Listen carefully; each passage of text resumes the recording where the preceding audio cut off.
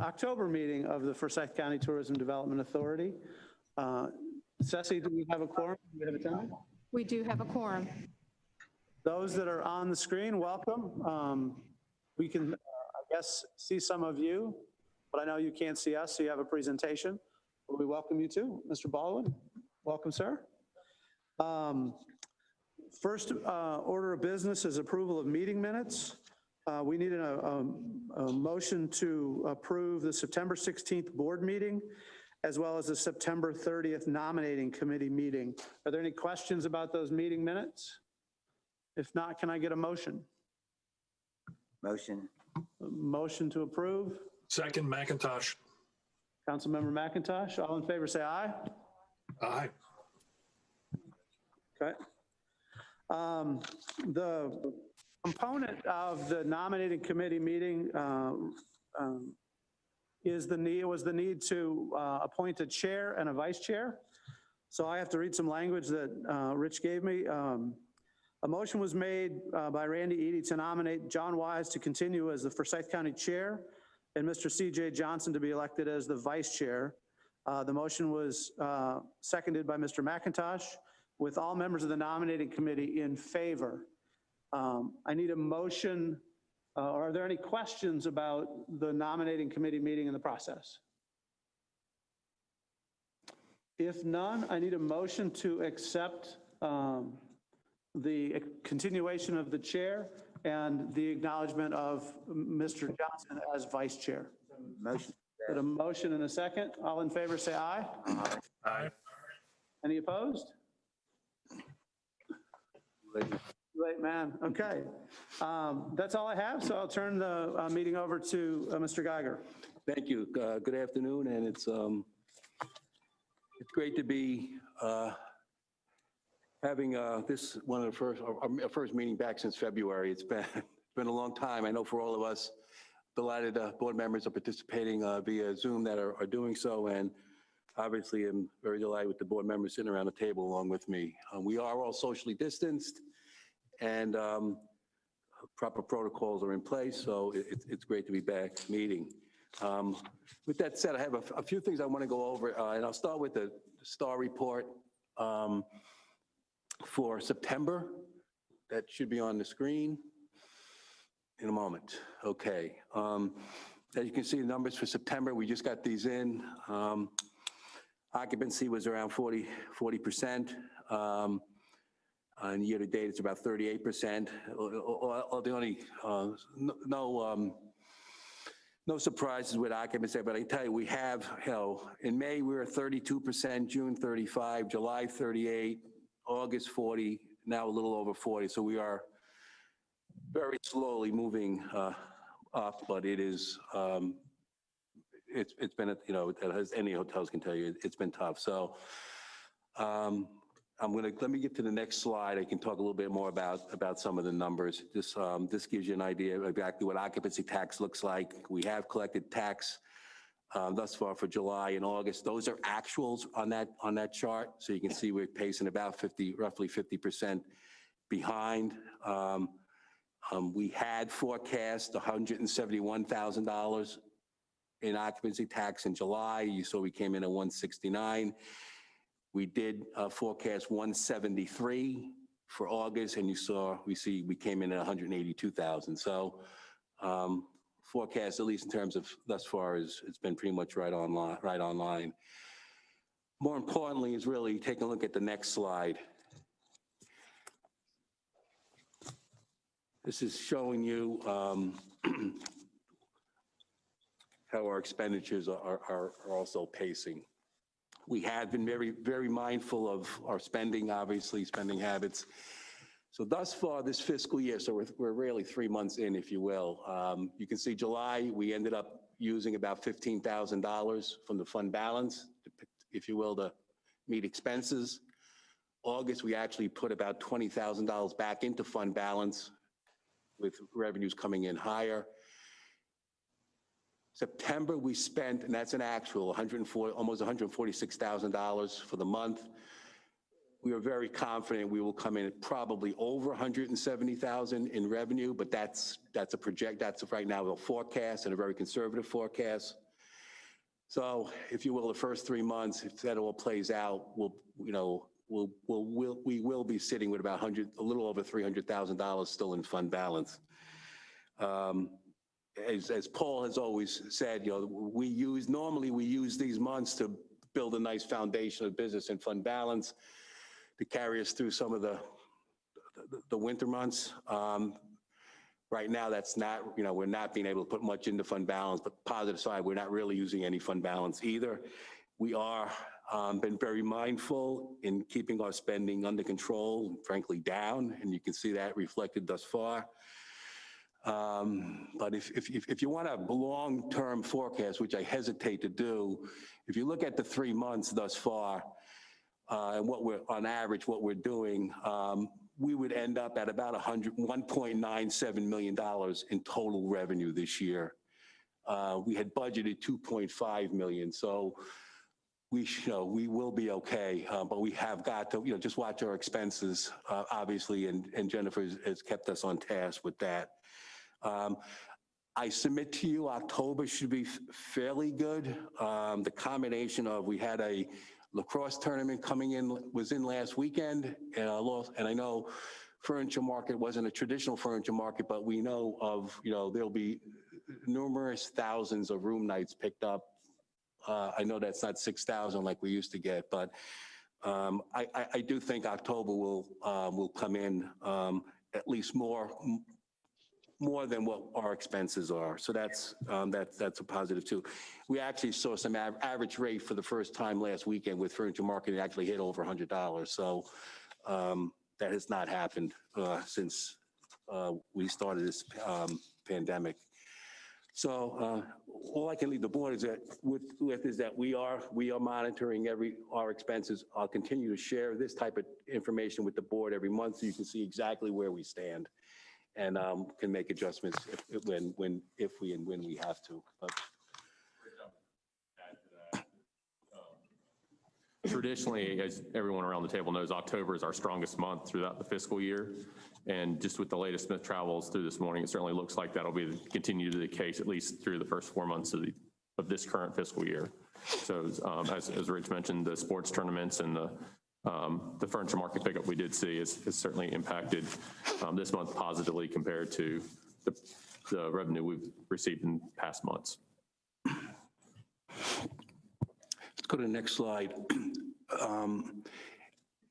As I mentioned, we are really managing the tax collections very carefully, and we will continue to do that. Let me talk a little bit about the governor's phase 3 reopening. Actually, I believe the governor is speaking right now. He is. Okay, he is, okay. Yeah, and my guess is he's not going to open anything else up much at all, in light of the current blip up and spike. So right now we're sitting at 3.0. The convention center, and I really want to applaud the city and Mr. Rao, who's here. That I know I've been pushing on Ben a little bit, but they have agreed and have moved forward and actually issued a press release last night. The Benton is right now officially restricted reopening, if you will, is what we're calling it. But we are open. This building is open, and we're back, if you will, and we're back in business. There is a set of guidelines that were put out by the Health and Human Services Department, basically allowing for 100 rooms, 100 people per meeting space or per meeting room. So if you will, if you look at the Winston Ballroom, we can do 100 people in this room. Look at the Salem room adjacent to us, we can do 100 people in that room. And actually both underneath, downstairs, the Piedmont 1, 2, and 3, we can do 100 people. And the Piedmont 4 is large enough to be able to do 100 people as well. So we can have 2 or 3 different events going on, accommodating some people here. So that's the positive, and we'll be moving forward with that.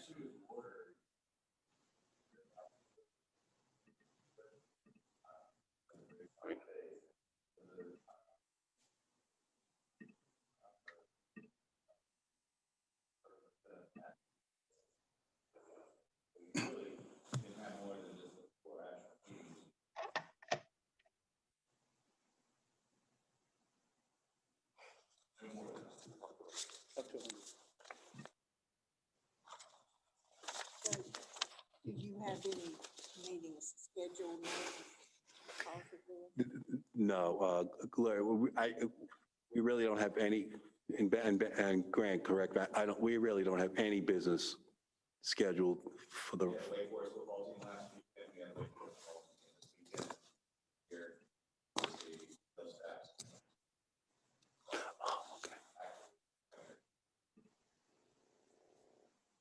As is our team as well.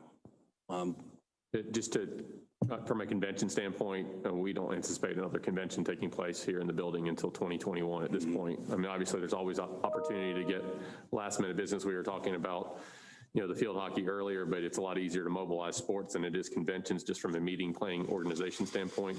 So we really don't see conventions taking place here until 2021.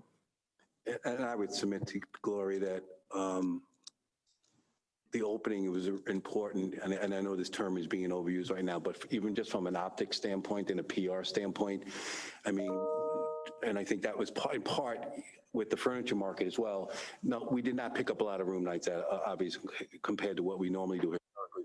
But thus far, they successfully held the market, in High Point, last week, wrapped up this weekend.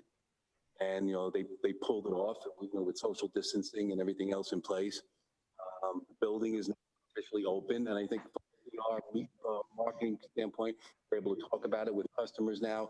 I think it's positive things that we're able to talk about, and that's the great benefit. That's the benefit of it right now. Prior to that, we were still closed. Now we're at least open for business, and it's going to be a ramp up time. Even with a spike, or without a spike, it's going to be a ramp up time to get people back into the building.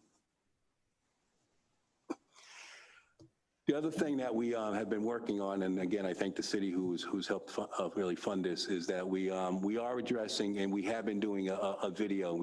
This week we've been working on it, and Grant did a great job with his team and our team.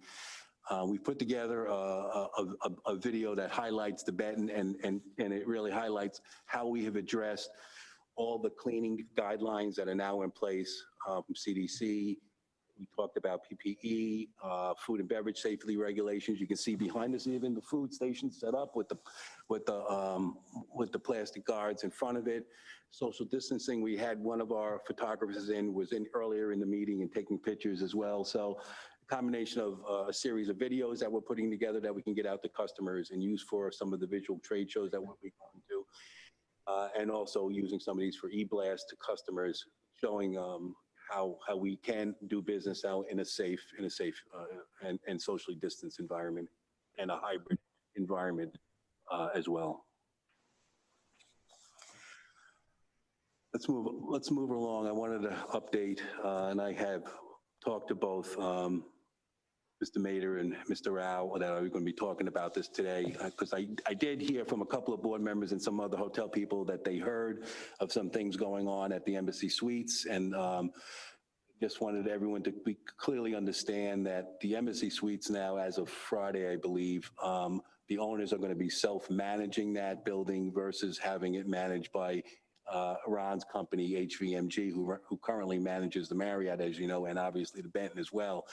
I'm not going to get too much into it, but I just would like to ask Ron if he wouldn't mind to just, explain so the board understands what the situation is now as that's being managed, because it will impact the marketing and the selling and the branding of this product here, and how our sales team will be going out into the market with the Marriott sales team to promote and sell what was TCQ, and now will be a little different situation. Yeah, I think it will be a little bit different, but I truly believe that the owners of the Embassy Suite will continue to be partners with us. We don't know exactly what that will look like going forward. This was purely a cost mitigation move on their part. Strategically, they needed to reduce their expenses, and when they had a third-party manager paying management fees and revenue management fees and accounting fees, it just got to the point without demand and no visibility into demand that they needed to make a strategic change.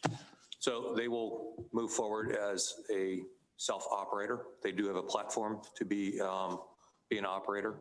I think that they'll still be good neighbors and partners, and as they get acclimated to what we do here in TCQ and selling the facility, we'll work with them. But at this point, nothing changes from a sales effort. We still have the sales team intact. They're just located at the Marriott now instead of the Embassy Suites. So actively selling, they're deployed for convention, local, short-term. So there's really no issues there, nor changes. That would be the owners. I'm sorry, Rob, the question was? I'm just curious, who's going to pick up the rent in the Grand Pavilion? I mean, does it stay with the embassy? Why don't we, Is that a, so I just table that question? why don't you do, for only 1 minute? Ben, unless you want to address it right now. Yeah. Yes, sir. Turn your mic on. So regarding the rent that they pay the city for the Grand Pavilion Conference Center space, so, and I will share with you all that they have not paid their lease payments for some time. Yes. And that the city staff, we are weighing options as far as how to move forward with that. I mean, we looked at the lease agreement. We know what, remedies are available to us, and we are looking at those very closely. As you all recall, back at the beginning of the year, the mayor and city council did appropriate almost $1.6 million to refresh the space. At the time, we were looking at entering into a public-private partnership with the embassy to move forward with that project. I think at this point, just because there's such a need to get that space back online, that the city's going to move ahead with the project. That's great. So independent of any kind of public-private partnership. Good for you. And so, in fact, literally today, I'm meeting with city staff after this meeting downstairs to walk the space and start talking about, okay, what's the next steps in terms of bidding out construction. HVMG has been very generous in providing their expertise to help us basically design what we'd like to do. We just need to flesh out some of those details. So we're planning to move forward with the project and then, again, evaluate our options as far as recovering any of the lease payments. That's great to hear. I'm glad to hear that. Thank you. Yes, sir. I mean, in part of the conversation, I mean, it's hard to talk about the embassy without talking about the Benton and obviously the lower level space. But to some extent, because it is going to be a little bit different from a marketing standpoint, we will probably, it will be pretty much, the push will be the Benton with our headquarters hotel overflowing at the Marriott, and then offering a variety of overflow hotels, be it the Embassy, the Hampton Inn, the Courtyard, the Indigo, and the Cardinal, things like that. And I think the other transition that we're going to end up going through is probably with the investment that the city is planning to make in renovating that space is completely renovating it, but also repositioning and rebranding it. It really now becomes no longer the space underneath the embassy. It will be now it's part of the Benton Convention Center, managed by HVMG, owned by the city. It'll be all Benton space under there. I would submit we should probably look at rebranding the Grand Pavilion. Let's call it something new, so it's keeping with Winston-Salem and Piedmont. So that's the whole Benton complex. And so there'll be things different from a marketing standpoint, Rod, that we're going to have to work through with both the city and with HVMG. Actually, that's good news. That's great news. Yeah. So good. That's a good job. Thank you.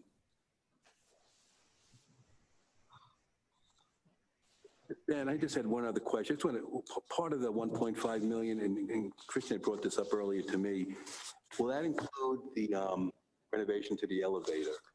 It does. Good point, yes. So that breaks down about $1.3 million will be for refreshing the Grand Pavilion and Conference Center space, and then about $265,000 to modernize the elevator. Because it's perfect. We want to be able to say that, basically Marriott and the Benton remain, they are connected entity and can do so without going through another hotel, if you will. And that accomplishes that. Correct. That's good. Ben, I would tell you thank you. I know it's been a journey for you and getting in front of the city council to get that approval. I would have an ask. Obviously, during this slow time is a wonderful time to do renovation.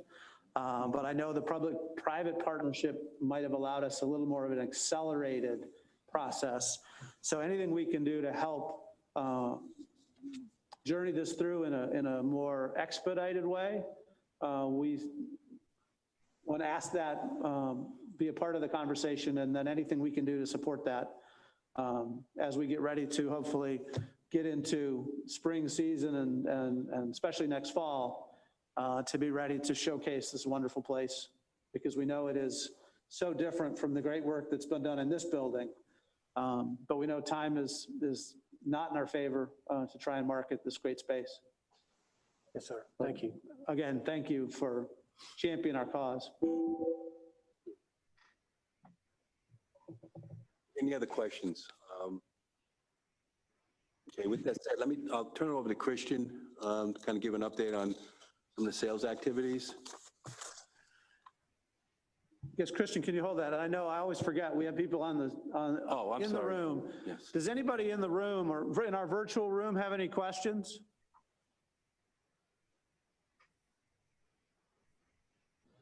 So hearing none? Okay, thank you, Christian. Thank you. Well, we'll just jump right into a PACE report. This is as of October 1st of this year compared to October 1st of the last couple of years. You see the total room nights we have on the books. These are just Visit Winston-Salem bookings that we've touched on. Predominantly, they are association, both state and national pieces of business, SMERF, and then also sports in these numbers. Obviously, as you look through it, you'll see the one thing obviously that really stands out is where we look at this fall over the course of the last quarter of the respective calendar years. We're down about 8,000 room nights, which is about the difference we have in 2020 compared to 2018. The other thing, if you really dive into the numbers and look at these reports, you'll see that the further out we go, we've got more room nights on the books. So in those years, 3 to 5 years out, we've got more room nights on the books today than we did in years past. And part of that is COVID related as well, that folks are booking further out. So we've had repeat groups that have booked through 22. If they had to cancel or post-move 2020, they've moved that into a future year in 23 or 24 window. So that's positive as we've put more room nights on the books. To date, we've rebooked about 20 conventions for this from COVID that was canceled earlier this year for about 6,000 room nights. So we are able to get some of those room nights back.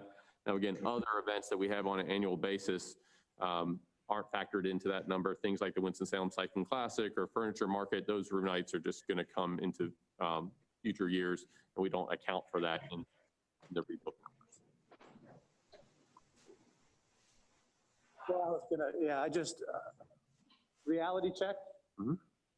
The 27,000 in 2021, is that second half weighted calendar year wise? So, great question. So 2021 is really first quarter. We've only got a little bit of group business on the books. We have seen some cancellations in 2021. A good chunk of those 27,000 room nights are second half of the year. You'll recall we booked Kalia with the police chief, Winston-Salem Police Department recently. They're coming in July of 2021. And we also have Black Theater Festival and some other events that are happening in a strong fall convention season. We also do have probably the strongest May we've had on the books in several years, and hopefully that will continue to hold. But really first quarter, very minimal convention room nights business in there. Thank you for that. I think that's a good conservative approach to take. So thank you, Christian. Yeah, John, we still are, we're not optimistic about the first quarter. We're going to, obviously, whatever we get, we'll consider it gravy, because I think that this thing is going to go right through into at least the early parts of spring, and then we'll see what happens from there. Yeah, we're really, in those room nights, you're really talking from May on. Good question. And then speaking of future years, the NCAA did make an announcement this week, so we've got that on the next slide. Wake Forest University had submitted several bids. We'd work with them on future championships, and we're excited to be awarded the Women's Golf Regional in 2024 and the Men's Golf Regional in 2026. Both those events are going to be taking place in May of those years. We're working through the contracting with hotels now, with Anthony Travel. Given how far into those future they are, those sports, it may be a few years before they actually select hotels, but it's great to be awarded those championships. I'll also remind the board that we were previously awarded the 2022 NCAA Division III Indoor Track and Field Championships. So we've got that championship on the horizon in 2 years away from now as well. We were in the process of hosting the 2020 championship when COVID hit, and unfortunately the teams were here but couldn't compete back in March. So they'll be coming in 2022. So we've got 3 future championships with the NCAA. A quick question on those NCAA, when they select different cities. Are we competing a lot of times with other North Carolina cities, or do you guys talk and decide who's kind of going after what? How does that process work before you put the bids in? Yeah, that's a great question. We really, with regards to the sports, we tend not to compete as much within the state of North Carolina because we submit bids based on the sports facilities we have. It's obviously that asset is really what drives whether or not you can host some of these championships. So North Carolina actually received the 3rd most championships from the NCAA during the recent announcement. Soccer and baseball facilities in Raleigh, some events in Charlotte as well, basketball and swimming in Greensboro, and Charlotte was awarded some basketball as well. So it really depends on the facilities we have. And so when we submitted the bids, we submitted them for indoor track and field because we've hosted those championships before in the past, as well as golf, tennis, and field hockey because we've hosted those championships here in the past as well. CJ, more with ACC events, we will obviously compete with other cities in the state, but NCAA normally, as Christian said, based on the venues, that doesn't occur. Yeah, the only time that happened this year was with field hockey. So Chapel Hill was awarded one of the field hockey championships, as was Durham. But aside from that, the other ones we did not compete with North Carolina cities. Very good. And then in terms of other sales activities, we are preparing to do 4 virtual trade shows, starting with our first one tomorrow, which is the MPI Carolinas chapter. Currently, we have about 12 appointments. So a different setting, but certainly we'll be able to use some of the things that Rich had mentioned earlier with regards to the Benton safety protocols that we've been getting images of and incorporating that, and certainly letting them know some of the things that have happened here in Winston-Salem and kind of get a pulse of when they're looking at booking events again in the future. And those planners are independent planners, association planners, and corporate planners. And then due to some grant funding, we are also participating in 3 virtual trade shows with Visit North Carolina and North Star. We'll be having those meeting with planners in November, and then 2 shows in December out of the SMRF third-party planner, corporate and association market. I will say for the North Star Visit North Carolina appointments, those are all in terms of association planners outside of the state of North Carolina. We feel like we've got a good handle on the state association planners through AENC and MPI Carolinas chapter. So our focus will be regional association planners with those shows, as well as corporate and third-party planners, all within about an 8-hour radius of North Carolina. So again, taking in consideration the travel time if folks wanted to drive versus fly for future meetings. And then some additional positive news, especially as it relates to 2021 as well. The National Black Theater Festival is coming in 2021. I'll tell you, we opened the reservations up this year for overflow about a month earlier than we did in 2019, and we've got over 100 reservations on the books for 2021 at overflow properties. That does not take into consideration rooms booked at the Marriott or the Embassy Suites. So there's strictly overflow properties through our MeetingMax software, and that's obviously pacing ahead of what we did in 2019. So again, another strong demand generator, much like Furniture Market, the convention center, and our sports facilities that are bringing visitors here into our city, which is something certainly to look forward to as we look towards the end of next summer. Yeah, I just want to follow up just a little bit, 1 second, with Christian's comments, just based on some of the things that we hear from customers. I think right now, I think to some extent, 21's not going to be much better overall from a group side than 20. It's really what we have on the books next in the spring and into next fall. Obviously, we're hoping that holds up. But in terms of putting on new business and going to these trade shows, most all customers are talking about 22, 23, and beyond. And what also has happened, some groups that were considering even coming here in 21, because they had to cancel 20, they're pushing us back to 22 or 23, so that where they were going to go in 20, they're going to go to that city now. So a lot of it's going to be small things that we can bring in 21. A lot of it's going to be the leisure side, which I'll want to talk about in a few minutes, to kind of fill in where we can. But really, in terms of a lot of the convention business that I think our team is going to be able to book is 22, 23, 24. That's. Yeah, and I would also add to that, Rich, that just the business we do have in 21 will look a lot like our meeting here today, where you're going to have some folks that will actually be on-site meeting and others that will have a virtual hybrid component to it. We're certainly anticipating that as we move forward into next year. And we've had obviously a lot of conversations with Grant and the team here in preparation for that. And I think that's something that we'll have to take into consideration too with those future conventions that we do have on the books next year, that maybe it was 1,000 room nights, it may dip down to, less than 1,000 room nights. You may have 500 or 800 room nights get picked up with future conventions as we look at next summer and next fall. So I will tell you, I did miss this with regards to the PACE report. Those room nights that we had on the books for this fall, and in case there's a question where those are coming from, those are predominantly coming from contracted rooms related to COVID or sports groups. So we've talked about lacrosse and field hockey already. That's obviously been very strong for us.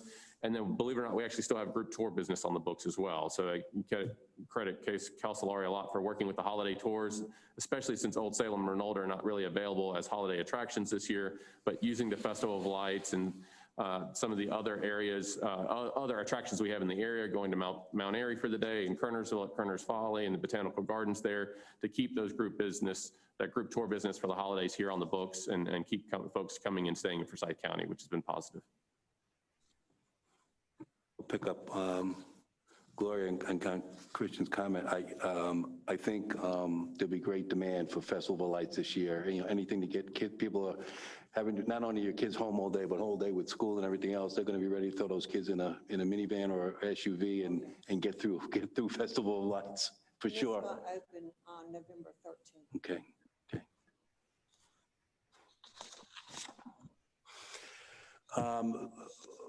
Just a few other comments. I really want to talk about some of the money that we've been able to find outside of the occupancy tax collections. This is just a slide showing, and I think I did share this with the marketing committee. You can see last fiscal year, pretty much what our marketing budget was at one point, almost $1.6 million, and you can see it this year, the little mustard-colored slice of the pie, $450,000. But we've been very successful in finding some CARES Act money from the state and from the county that I just want to bring you up to speed on and talk to you a little bit about how those dollars are being implemented. Go to the next slide. First and foremost, thank you, a big thanks to Gloria, really shepherding this. We received $77,000 from the county. This will be largely used for consumer advertising efforts in state. And obviously we'll have a message about this is a safe county, safe environment to visit. But what's great really, and these are the only dollars that we have received through CARES Act that allows, we can use these dollars through the end of our fiscal year. That is huge. The other dollars I'm going to talk about in a minute have to be used by December 30th of this year.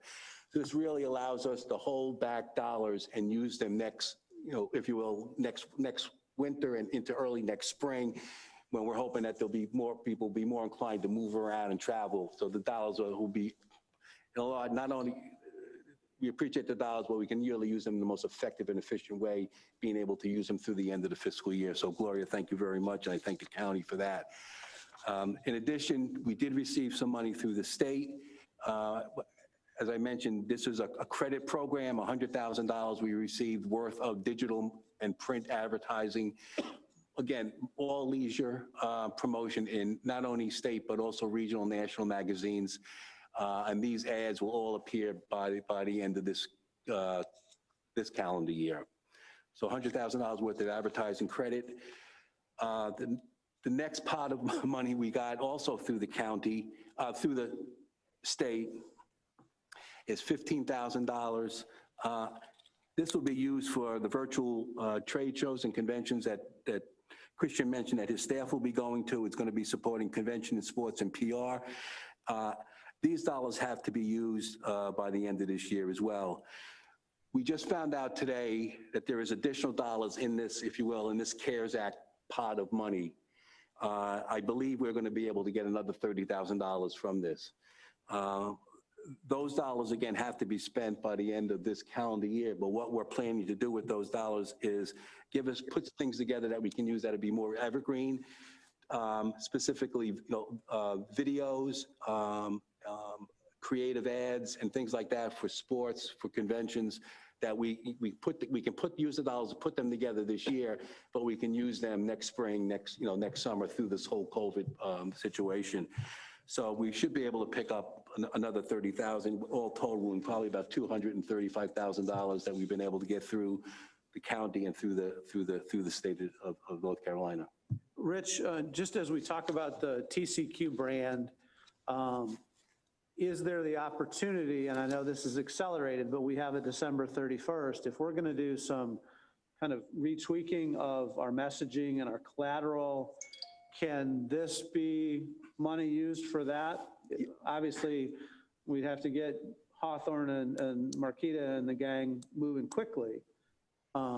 If we but do, just that's an idea of a way to spend money that we don't really have in our budget to do those things. yes, John, yes, in terms of print materials or videos that really highlight how we're marketing and positioning the Marriott and the Benton, these dollars can be used for that. And Ben can tell you, Grant can tell you as well, when we did the video, the current video for the Benton, in terms of it being, the cleanliness and taking into account all the things we have to do with social distancing, it was really a focus on the Benton and its walkability to the Marriott. It's the Marriott and the Benton. We're already starting that messaging, and these dollars could be used for that as well, John. One other, and I just want to make sure everyone understands too, because we've been a long time supporting. We have a good working relationship with Our State magazine. Demographically, it's a good fit for us in terms of our leisure customers. But we committed $14,000 worth of advertising this fiscal year. In return, they're giving us almost $20,000 worth additional advertising push, including 2 full-page print advertisements in November and December. And I remind the board, a lot of our e-newsletter subscribers that we get, that we push hotel packages to and all, comes from Our State magazine. So they are a good partner for us. And they helped us out a lot during our budget struggles. So we've been able to garner some other outside sources to get some dollars, and I think that's a positive thing. You notice, let me just wrap up. If you notice, Marquita's not here right now. She is currently on our virtual media fam. It's taking place today. We have 5 journalists representing the Charlotte Observer, USA Today, Huffington Post, Leisure and Service, and Condé Nast.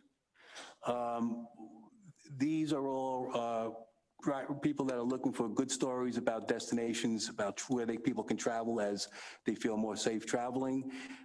We've included a number of our partners in this virtual media fam, Old Salem, Reynolda House, Grayland, the Kimpton. Some of the other things that we're going to be doing after we do tours of all those venues is that we will actually end it with some beverages as well. We sent this package of information and products to the writers in advance. And in there, there's Moravian cookies and some other treats that they can have along the while we're doing this virtual media fam. And at the end, we're inviting them and showing them how to create this, some type of a drink with the Sutter's gin that's made here in Winston-Salem. That's Brittany on the side there, who's kind of leading the charge with the virtual tour. So it's another way for us to get the word out about Winston-Salem, that we're open. It's a safe place to be, keeping them up to date on our products, on our attractions, what's going on here, on our hotels, and that when they're ready to travel, we're open for people to come here. Okay.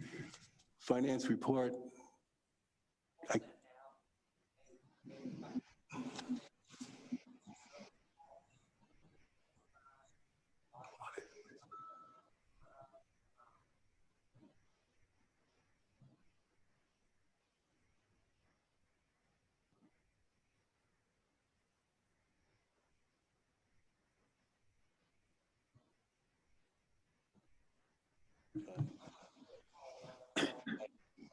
I think he said no. I just wonder if it would, we need to get the finance committee together before the year end, and with all the adjustments and all the changes you've done with the funding from the county and state entities, does that put us in a cautionary place or a really good place? Obviously, nobody has a crystal ball for what, February, March, April, May, and June will look like. But we, I don't know if it's needed. It would be a question. I'm not saying do it, but let's think about that just to make sure we don't get to March. So we can talk about that and think about it. I would, one, the additional resources that we brought in from the county and the state allows us to keep our marketing and sales effort out there, which is positive, without using occupancy tax dollars. So that's a plus, John. What I think we should do is let's see what the numbers look like come early December, so at least we can go through November. The plan is to present where we are in a little bit more detail budget-wise, where we are at the December board meeting with some projections on where we think we're going to be in the spring. We may have a better idea in early December what the spring will look like. And if in fact we feel there may be a reason for the finance committee to get together to work on the budget, I'm sure we can definitely do that. Yeah, because I'd love to find marketing dollars to continue the message. So if we have an opportunity in December to revisit marketing spend, you guys have been working on a shoestring. The gifts have been wonderful and greatly appreciated, but if we can find more nickels to get the message out, to get the fall going in 2022 and 23, love to be able to help solve that challenge.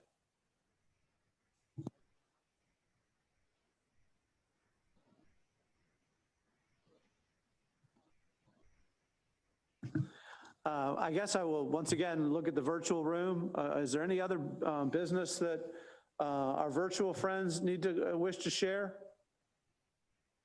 I don't know the names of the people who were in that group, but I know it's CJ and Randy Eady and Jeff McIntosh. Board members, do you have any things you wish to share with us? Nothing to add. Nothing here, Mr. Chairman. I am good. Thank you. Is there any other business? I see Sarah on the phone. She always joins us. Sarah, anything? How's your museum? Good. The museum is good.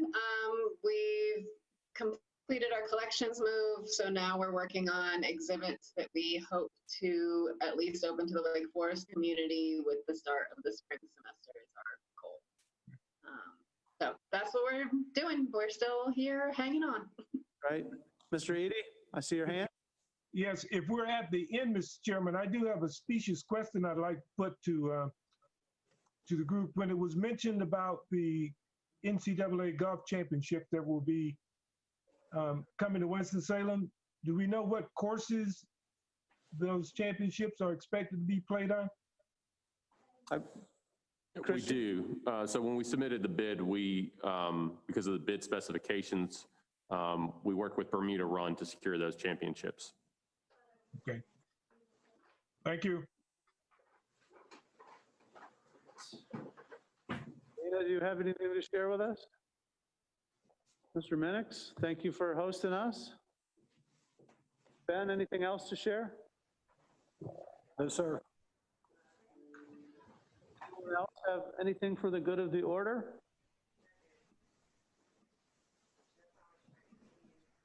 President, anything else? No, we're good. Without any other business in front of the board, I will place this in, Councilmember McIntosh, Ms. Wisenhunt, thank you for your efforts to support this group.